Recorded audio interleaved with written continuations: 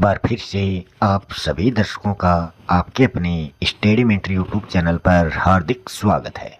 आज हम आपके लिए लेके हैं न्यू एनसीईआरटी साइंस बुक का जो चैप्टर है हमारा पर्यावरण, उससे संबंधित कुछ इम्पोर्टेंट क्वेश्चन। ये जो बुक है ये क्लास 10th की साइंस की बुक है और इसमें हम इस चैप्टर में जो भी इम्पोर्टेंट क्वेश्चन है वो आज आपके सामने प्रस्तुत कर रहे हैं।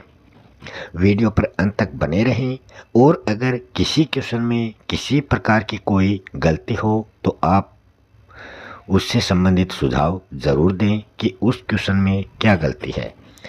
और अगर आपने अभी तक चैनल को सब्सक्राइब नहीं किया है तो चैनल को भी सब्सक्राइब ज़रूर कर लें। देखते हैं आज का पहला क्वेश्चन। पारितंत्र में कौन से घटक शामिल होते हैं? तो इसमें जैव घटक, अजैव घटक या फिर दोनों या फिर कोई नहीं। तो पारितंत्र जो होता है उसमें ये दोनों घटक शामिल होते हैं, जैव घटक और अजैव घटक। आहार श्रृंखला का प्रथम पोषी स्तर किसे माना जाता है? तो वो माना जाता है उत्पादक को। नेक्स्ट क्वेश्चन है, स्वपोषी सौर प्रकाश में निहित ऊर्जा को ग्रहण करके कौन सी ऊर्जा में बदला जाता है? तो स्वपोषी सौर प्रकाश में निहित ऊर्जा को रासायनिक ऊर्जा में परिवर्तित किया जा सकता है। आहार श्रृंखला में एक पोषी स्तर से दूसरे पोषी स्तर में कितनी ऊर्जा का स्थानांतरण होता है? तो वो होता है ओनली 10%। यह क्वेश्चन कंपटीशन एग्जाम में पूछा जा चुका है। आहार नाल में किस प्रकार की आहार श्रृंखला जो होती है वो उत्तम मानी जाती है? तो वो मानी जाती है शाखान्वित आहार श्रृंखला। अगला क्वेश्चन है, एक स्थलीय पारितंत्र में हरे पौधे की पत्तियों द्वारा प्राप्त होने वाली सौर ऊर्जा का कितने प्रतिशत जो भाग है वो खाद्य ऊर्जा में परिवर्तित होता है? तो वो होता है केवल और केवल 1%। अगला क्वेश्चन है, खाद्य जाल में ऊर्जा का जो प्रवाह है वो किस प्रकार होता है? तो वो होता है एक दिशीय, मतलब एक दिशा की ओर। निम्नलिखित में से कौन सा आहार श्रृंखला का निर्माण करते हैं? तो इसमें हम बात करें, सबसे पहले उत्पादक आता है, फिर शाकाहारी आता है, फिर मांसाहारी आता है और फिर अपघटक आते हैं। तो ये एक प्रकार की खाद्य श्रृंखला यहाँ पर दर्शाई गई है। उपभोक्ता को मुख्यतया बांटा गया है। जो उपभोक्ता होता है उसको कितने रूपों में बांटा गया है? तो उसको शाकाहारी, मांसाहारी और सर्वाहारी, सर्वाहारी में ये दोनों आ जाते हैं, शाकाहारी और मांसाहारी। तो उपरोक्त सभी रूपों में उसको बांटा गया है। अगले क्वेश्चन की हम बात करें, क्वेश्चन नंबर 10। हरे पौधे प्रकाश की उपस्थिति में आहार बनाने में कौन सी गैस का प्रयोग करते हैं? तो वो करते हैं CO2 का। ओजोन के एक अणु में ऑक्सीजन के कितने परमाणु होते हैं? तो उनकी संख्या होती है 3, O3 ओजोन गैस होती है। नेक्स्ट क्वेश्चन है, वायुमंडल में ओजोन की मात्रा में तीव्रता से गिरावट कौन से वर्ष में देखी गई है? तो ये देखी गई है 1980 के वर्ष में। आगे हम बात करते हैं, आहार श्रृंखला में सर्वाधिक ऊर्जा किस स्तर पर संचित होती है? तो इसमें हम देखें तो सबसे अधिक ऊर्जा जो होती है वो उत्पादक में संचित होती है। जो उत्पादक स्तर होता है उसमें सबसे ज़्यादा ऊर्जा संचित रहती है। नेक्स्ट क्वेश्चन है, निम्नलिखित में से कौन आहार श्रृंखला का निर्माण करते हैं? तो इसमें हम बात करें, गाय, बकरी और मानव ये आहार श्रृंखला का निर्माण करते हैं। जैव आवर्धन उत्पन्न करने वाला पदार्थ कौन सा है? तो वो है पीड़कनाशी, DDT, शाकनाशी, मतलब ये सभी इसका जवाब हो जाएगा। अपमार्जक का क्या कार्य होता है? मतलब पदार्थों का चक्रीकरण करना, ये अपमार्जक का मुख्य कार्य माना जाता है। ऊर्जा के पिरामिड जो होते हैं वो किस प्रकार के होते हैं? वो हमेशा सीधे होते हैं। ओजोन परत सूर्य से आने वाली कौन सी विकिरणों से पृथ्वी को सुरक्षा प्रदान करती है? तो वो होता है पराबैंगनी विकिरणें। इनसे ओजोन परत हमारी रक्षा करती है। रेफ्रिजरेटर में कौन से रसायन का उपयोग किया जाता है, तो वो होता है CFC मतलब C क्लोरो, F फ्लोरो और C कार्बन।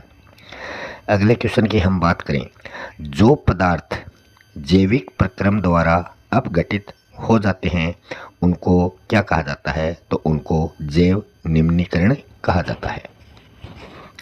अधिकतम ऊर्जा जो है वो कौन से पोषक स्तर पर संचित होती है, ये क्वेश्चन पहले भी आ चुका है, तो वो होती है उत्पादक पोषक पर। अगला क्वेश्चन है, पारितंत्र को परिभाषित कीजिए और इसके जो विभिन्न घटक हैं उनका वर्णन आपको करना है। तो पहले हम बात करते हैं इसकी परिभाषा की। वातावरण के सभी जीवित और निर्जीव घटकों के संपूर्ण बैलेंस मतलब संतुलन से बनी जो इकाई है वो पारितंत्र कहलाती है। इसके घटकों की बात करें तो इसके दो मुख्य घटक होते हैं। पहला होता है जैविक घटक और दूसरा होता है अजैविक घटक। अब हम देखेंगे जैविक घटक क्या होता है और अजैविक घटक क्या होता है। जैविक घटक के अंतर्गत तो सभी सजीव जो हैं वो आते हैं, जैसे कि हरे पेड़ पौधे, जीव जंतु और मानव। अजैविक घटक के अंतर्गत सभी जो निर्जीव वस्तुएं हैं वो आती हैं, जैसे कि वायु, जल, मिट्टी, प्रकाश, ये सभी अजैविक घटक हैं। नेक्स्ट क्वेश्चन है, खाद्य श्रृंखला तथा खाद्य जाल को उदाहरण सहित आपको समझाना है। पहले हम बात करते हैं खाद्य श्रृंखला की, मतलब जीवों की एक श्रृंखला जो आहार के लिए एक दूसरे पर निर्भर रहते हैं तथा विभिन्न जैविक स्तरों का निर्माण करते हैं, वो आहार श्रृंखला कहलाती है। जैसे कि हम बात करें, सबसे पहले हरे पौधे उत्पादक आ जाते हैं, फिर हरे पौधों को खरगोश खाता है, खरगोश को कुत्ता खाता है और कुत्ते को चीता अपना शिकार बनाता है। तो ये एक खाद्य श्रृंखला है जो ऊर्जा प्राप्त करने के लिए एक दूसरे पर निर्भर हैं। फिर दूसरी खाद्य श्रृंखला है हरे पौधे जिनका सेवन टिड्डा करता है, टिड्डे को खाकर अपनी भूख जो है वो मेंढक मिटाता है और मेंढक को सांप खाता है और सांप को बाज खाता है। ये दूसरी खाद्य श्रृंखला है। इसी प्रकार जलीय पौधों में भी खाद्य श्रृंखला पाई जाती है। जलीय पौधे होते हैं उनको जलीय सूक्ष्मजीव खाते हैं, जलीय सूक्ष्मजीवों को मछली खाती है और मछली को बाज अपना शिकार बनाता है। अब हम बात करते हैं खाद्य जाल, मतलब बहुत सारी खाद्य श्रृंखलाएं आपस में मिलकर एक जाल बनाती हैं और उसी जाल को खाद्य जाल के नाम से जाना जाता है। यहाँ आप इनका चित्र देख सकते हैं।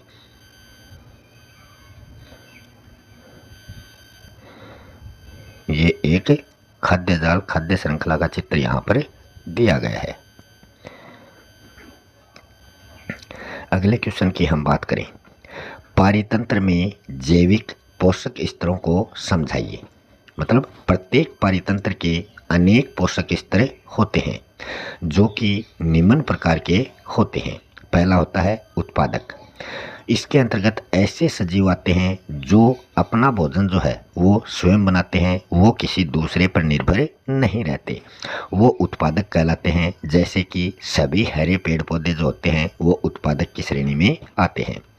फिर दूसरा स्तर आता है उपभोक्ता का, मतलब ऐसे सजीव जो भोजन के लिए प्रत्यक्ष रूप से या फिर अप्रत्यक्ष रूप से इन हरे पौधों पर निर्भर रहते हैं, उनको उपभोक्ता कहा जाता है। उपभोक्ता जो होते हैं वो कई प्रकार के होते हैं। जैसे कि हम बात करें प्राथमिक उपभोक्ता।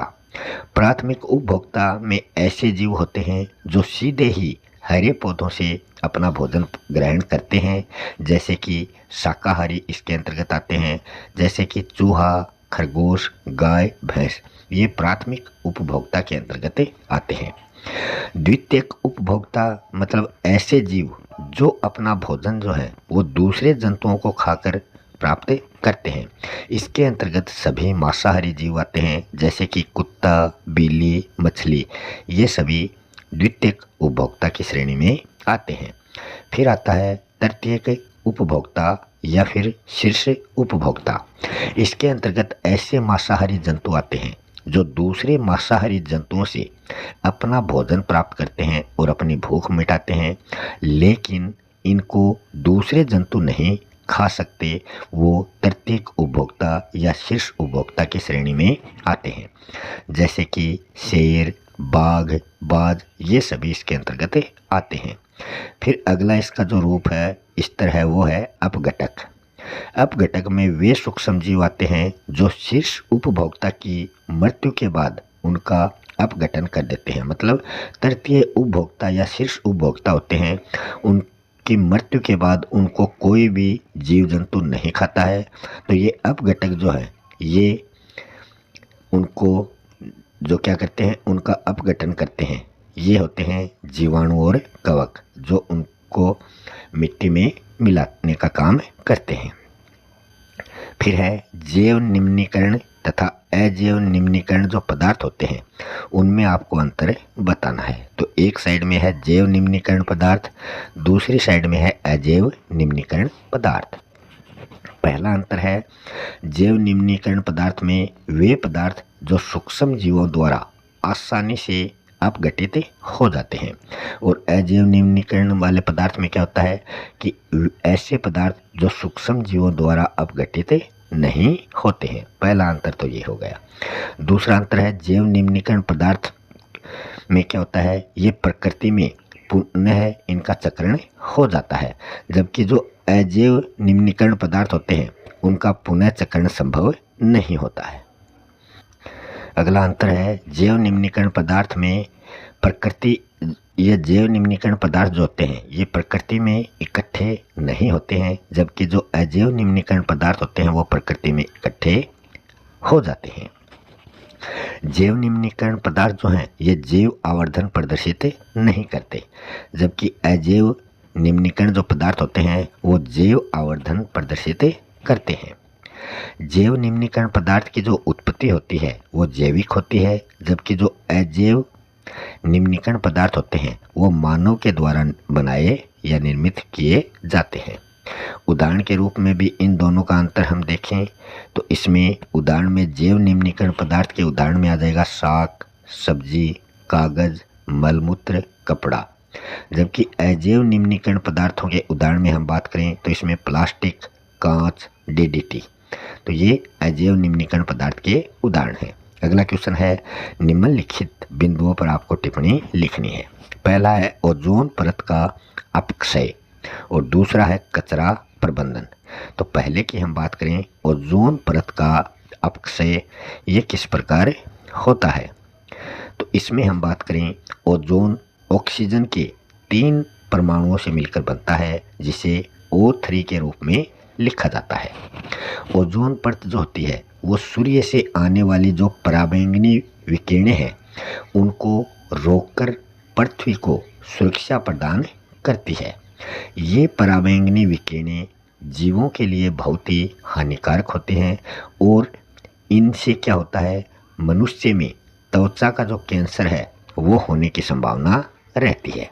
लेकिन प्रशीतक यंत्रों से निकलने वाली जो क्लोरोफ्लोरोकार्बन गैस है वो इस ओजोन परत को धीरे धीरे क्या कर रही है, नष्ट कर रही है, जिससे ओजोन की जो मात्रा है उसमें लगातार गिरावट आ रही है और सूर्य की जो हानिकारक पराबैंगनी किरणें जो हैं वो धीरे धीरे पृथ्वी तक पहुंचने लगी हैं, जिससे मानव में त्वचा कैंसर अधिक होने लग गया है। दूसरे बिंदु की हम बात करें कचरा प्रबंधन। वर्तमान में किसी भी नगर में जाने पर चारों ओर हमें कचरे के ही ढेर दिखाई देते हैं। हमारी जीवन शैली में हो रहे सुधार के साथ साथ उत्पादित कचरे की मात्रा भी बहुत अधिक होती जा रही है। पैकेजिंग के तरीकों में बदलाव से अजैव निम्नीकरण जो है ये वस्तु के कचरे में पर्याप्त वृद्धि हुई है, जिसका हमारे पर्यावरण पर नकारात्मक प्रभाव पड़ रहा है। इस प्रकार हमारे द्वारा उत्पादित कचरे का निपटान जो है वो एक गंभीर पर्यावरणीय समस्या बनती जा रही है। अगले क्वेश्चन की हम बात करें डिस्पोजल प्लास्टिक कप की अपेक्षा कागज के कप के इस्तेमाल के क्या फायदे, क्या लाभ हैं। तो इसका जवाब हो जाएगा डिस्पोजल प्लास्टिक कप जो होते हैं वो अजैव निम्नीकरण पदार्थ होते हैं जो पर्यावरण में बने रहते हैं और पर्यावरण को प्रदूषित करते हैं, जबकि कागज के जो कप होते हैं वो जैव निम्नीकरण पदार्थ होते हैं और वो पर्यावरण को किसी प्रकार का कोई नुकसान नहीं पहुंचाते हैं। अगला क्वेश्चन है, किसी पारितंत्र में ऊर्जा जो प्रवाह होता है उसको आपको समझाना है।